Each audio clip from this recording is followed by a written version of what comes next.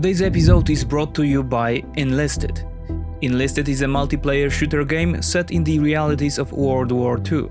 The game's developers focused on accurate representation of historical authenticity. That's why you can take part in the Battle of Moscow or Operation Overlord. Whereas the dozens of soldiers, military equipment and aviation that take part in the gameplay will put you right in the eye of the cyclone. What I think is particularly interesting is that you can also take on the role of an engineer and construct fortifications, anti-tank cannons or stationary guns. You don't need to buy the game, just download it from the link below and play on Xbox and PlayStation consoles or the PC. You will also get a nice bonus when using my link, which gives you 3 days of premium time and several orders for troops and weapons. Mobilization. After more than 200 days of a quote special military operation conducted against Ukraine's independence, Vladimir Putin is reaching for a card he has vowed not to use just a few months ago. Хочу обратиться и к матерям, женам, сестрам, невестам и подругам наших солдат и офицеров, которые сейчас, в боевых действиях не участвуют и не будут участвовать, солдаты, проходящие срочную службу. И не будет проводиться и дополнительный призыв резервистов из запаса. The reaction of observers and experts is almost unanimous. This way Putin says, quote, "We're losing." At the same time, he is taking a big risk, both politically, inside the immediate circle of power, which has been calling for the move for a long time, and socially, directly involving ordinary citizens in the Russian Federation's offensive war. Nevertheless, the decision shows that he is more afraid of the former. Although for the time being the protests in Russia are rather modest, it should be noted that Putin has destroyed Russia's main social contract of the past 30 years. That is, quote, "You let us get rich and we stay out of your private life." We can say that apart from the very decision to launch the war, this is one of Vladimir Putin's most important and risky political decisions. Mobilization is partial only in theory. Shoigu says 300,000 will be called up, but in practice the decree does not accurately indicate how many men will be forcibly conscripted. Putin reassures that this is only 1% of Russia's pool of reservists, which stands at 25 million. According to a Novaya Gazeta source in Putin's administration, the secret 7th paragraph of the mobilization decree allows the defense ministry to mobilize not 300,000, but 1 million people into the army. Objectively, it should be assessed that this move is aimed at overcoming one of the Russians' biggest problems during this war, that is, the problem of manpower. Some estimates put the Russian losses since the beginning of this war as high as 150,000 killed, captured and wounded. 300,000 is a formidable mass, but in practice much worse prepared than the original strike force it is now supposed to replace. But the most important question is, what impact will this move by the Kremlin have on the course of the war?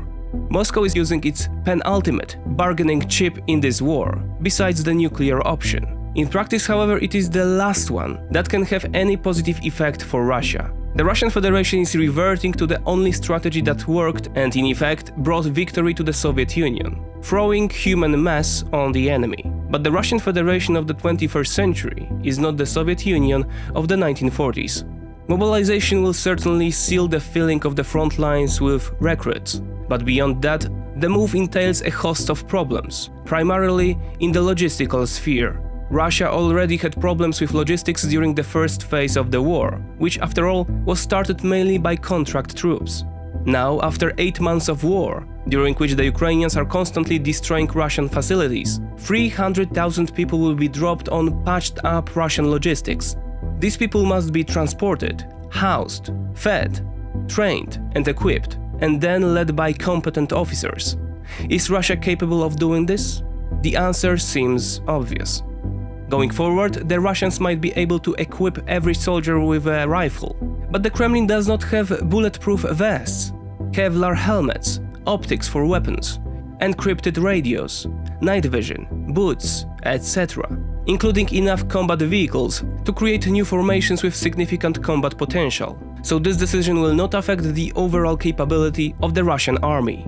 The Kharkiv counteroffensive showed how much of a problem the Russians have in maintaining their fleet of armored vehicles. Mobilization will not change that. This is compounded by perhaps the most important aspect of the whole enterprise: morale. Previously, for ordinary Russians, this war was indifferent, even taking into account the gruesome achievements at Bucha or at Izium. Now people who did not sign up for it voluntarily will come to sit in trenches on foreign soil, in the cold, with inadequate logistical support, at constant risk to their lives, fighting a war they do not understand. This is not the position they wanted to be in, and it will not be isolated cases, especially in winter, the impact of which on morale is crucial. Moreover, all this is not happening in a vacuum. Western countries, having recently fallen back into passiveness, are again beginning to discuss crossing more red lines. The Germans, the French or the Americans are discussing the transfer of Western main tanks to the Ukrainians. Russian mobilization only strengthens Western sentiment to help Ukraine. Perhaps we'll see American Abrams, French Leclercs or German Leopards in Ukraine later this winter. Kyiv itself may also respond with its own next round of mobilization, which, unlike Russia's, will know what it is fighting for in this war. All the more so after recent reports of a Kyiv-Moscow prisoner of war exchange mediated by Ankara. More than 200 Ukrainian prisoners of war, including commanders of the Azov regiment, heroically defending Azovstal in Mariupol, were exchanged for, among others, former pro-Russian politician Viktor Medvedchuk. The move was met with fury by Russian nationalists on Telegram, who were promised death penalties for Azov members.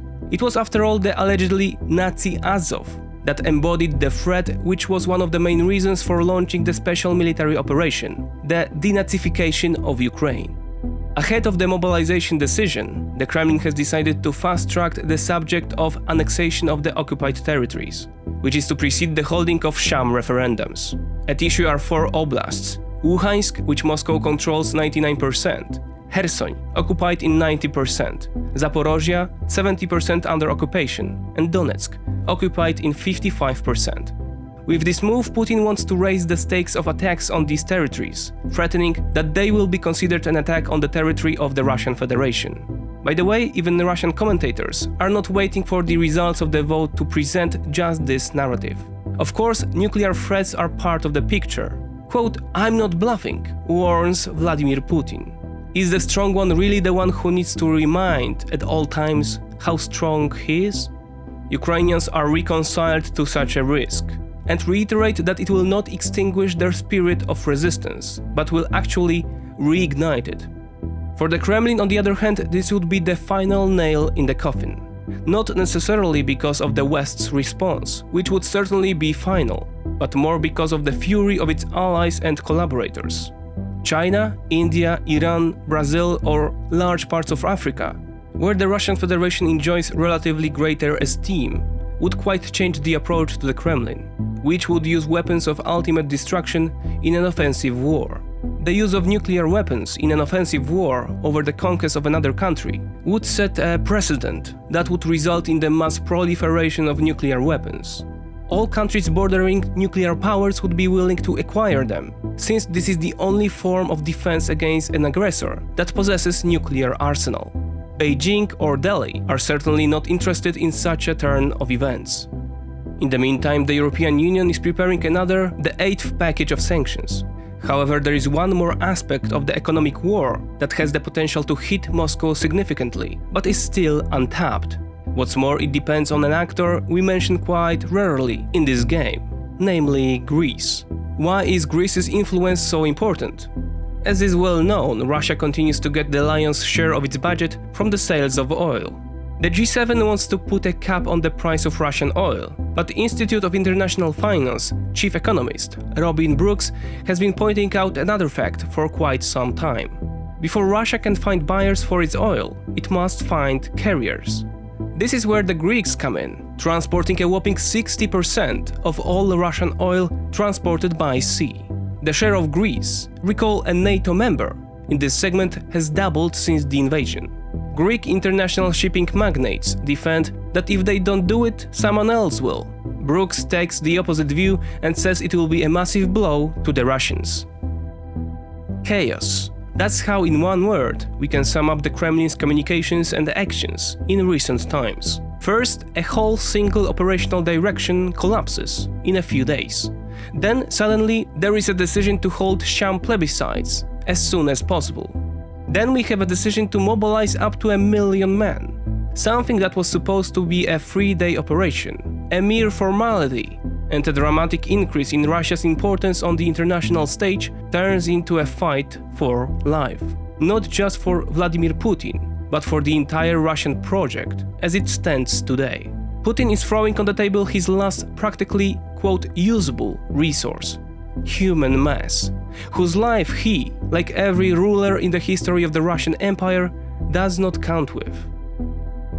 Finally, a quick shout out to the sponsor of today's episode, Enlisted. Play Enlisted for free on PC, as well as on the latest or older generations of Xbox and PlayStation consoles. Use the link in the description to download the game and get exclusive bonuses. Thanks for supporting the channel.